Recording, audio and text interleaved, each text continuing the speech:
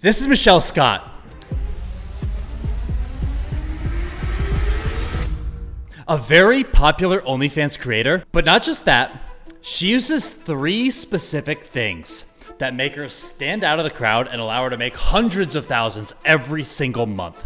But let's talk about the specifics though. The first thing that Michelle does is that she builds an incredibly memorable brand through her content, and a large part of the reason why her content is so successful is because she literally does not give a fuck about anything. You can tell that she has zero hesitations or doubts about what she says or does in her content, and that's the main reason why people watch her content. Sure, she's beautiful, but there are thousands and thousands of beautiful girls in the game. With her, you can tell that her ego is literally left at the door, and she's willing to say or do whatever it takes to be successful.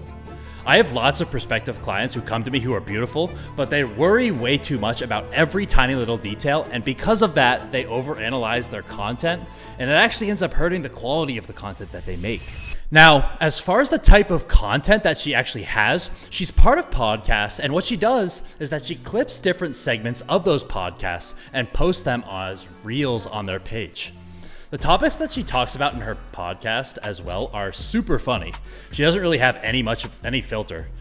She's also very well known for some of these mall walking clips where she offers random things to random people. Like for example, she'll ask someone about their iPhone battery percentage and give them a budget to spend based on whatever percentage that is.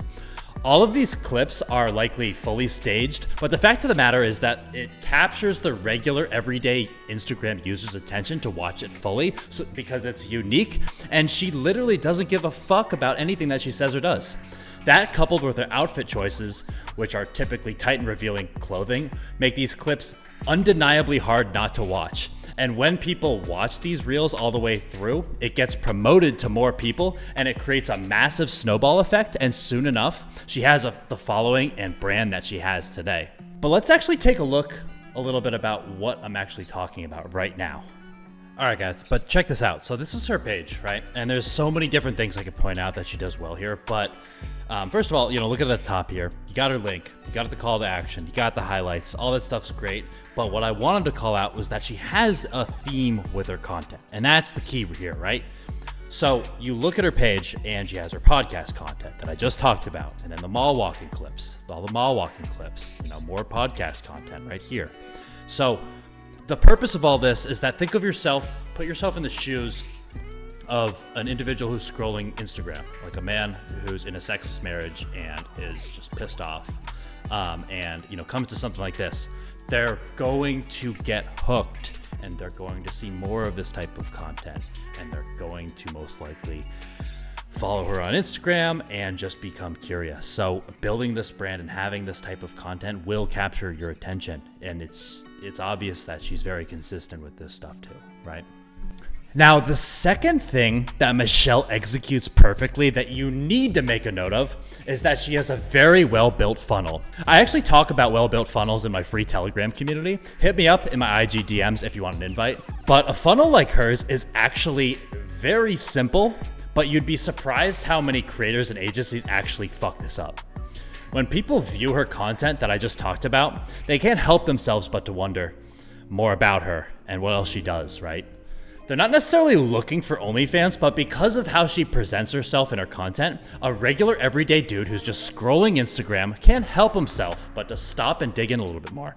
Naturally, the very first thing they're going to do is that they're going to look at the bio and see a CTA for the link in the bio and then click it. Another really powerful thing about her funnel is that her OnlyFans page is free, which means more conversions and more opportunity for the chatting team to make more money in the chats. Remember, 90 to 99% of your money should be made in the OnlyFans DMs, not the subscription. Lastly, all of her other socials funnel to her Instagram, which serves as the final landing page before they decide to make that final decision to subscribe to their OF. Let me actually show you what I mean by this right now. All right, guys, so check this out. So you're on TikTok, you come across one of her videos, go to her profile. This is what I'm talking about when it comes to an excellent funnel. She literally has everyone. The only thing that she has in her bio is check more on Instagram. Oh, I'm a curious guy. I just watched one of her mall walking clips. What is she doing over there? Goes over Instagram. Boom. Call to action. Go to her link in the bio. Open up the link in the bio. Exclusive content, OnlyFans. That is a good funnel right there. Let's talk about our YouTube. Same exact thing. Check out my spicy content. Link in IG bio. Oh, what's your Instagram? Let me go over to Instagram and look up Michelle Scott. First thing that pops up is this. Boom. Same deal. Go right back to the funnel because there's a call to action. This is what I'm talking about, having an excellent OF funnel. This is what she does extremely well, and it's so simple, but people don't do this shit. What about Twitter? What's going to happen here? Oh, guess what? Same thing. References the Instagram. Also has the link tree right here as well, just for ease of access, but always referencing the Instagram. Just remember, like, the guys who are scrolling have no idea what an OF funnel is. So it's your job as an agency or a solo creator to have this set up so it's so simplistic and so brainless that someone reads such a simple statement and they go wherever you're telling them to go because they're interested in the content, and next thing you know, they're an OnlyFans subscriber. All right, so the third and final thing that Michelle and her team do really, really well that you absolutely need to make a note of is the fact that they use Snapchat. So Snapchat is an excellent way to build proper personal connections with potential fans by showing a series of everyday activities, literally every single day, that potential fans can relate to. This is also a great way to convince fans to subscribe to OnlyFans via manual personalized touches and chatting.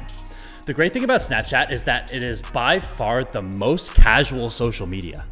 Many people don't expect to be told about OnlyFans on Snapchat because of how intimate and casual it is, and because of this, you're much more likely to convert certain people here on Snapchat than anywhere else. We've used both chatters on Snapchat, whose sole purpose was to convert people to OF subs, and we've also used certain automation softwares as well, which is of course cheaper than chatting, but has a lesser conversion rate, if you will. Yes, I know some of this is more work, and it's actually a bit more complex, but if you master this, you will literally make thousands. Here, let me actually show you Michelle's. All right, guys, so check it out. So this is her Snapchat, and her Snapchat is public, and it's set up excellently in the sense that she has stories at all times showing her everyday life. Her everyday life is fucking bottle service, so there you have it. But a typical girl would show random things from their everyday life, not necessarily bottle service. And then you also see over here, which I've already have highlighted, is that she has a call to action for her Instagram once again. So a lot of congruency there between her other socials once again. And then her profile is public, right? It's a public profile, so it has other stories as well. It has a spotlight, which, surprise, surprise, has a mall walking clip, which is what she's known for. And then the other thing on here that I wanted to point out, you actually cannot chat her directly, and this is because she already has a massive following, but on Snapchat, you can allow for chatting, and you can use those chatters or the automation software that I was talking about before and funnel people even more effectively than this right here. This is what I would call a passive funnel, by just putting your Instagram in the bio and leaving it there, because then it's up to the guy to make the decision. If you have a chatting funnel, it's a more hands-on funnel, and you have people chatting and literally converting people on their own. So keep that in mind, but overall, take a look at her profile if you need an example to set someone else's thing up. But that's it, guys. That's the simple blueprint as to how Michelle Scott and some of these other 0.01% creators do it. Obviously, there are some additional items that come into play outside of these three things, but these are the three most important things. And if you can nail this stuff, the money will follow. But don't forget to follow me on Instagram, guys, and DM me for my free private Telegram community either. But other than that, guys, make sure to like, share, and subscribe. I'm out, y'all.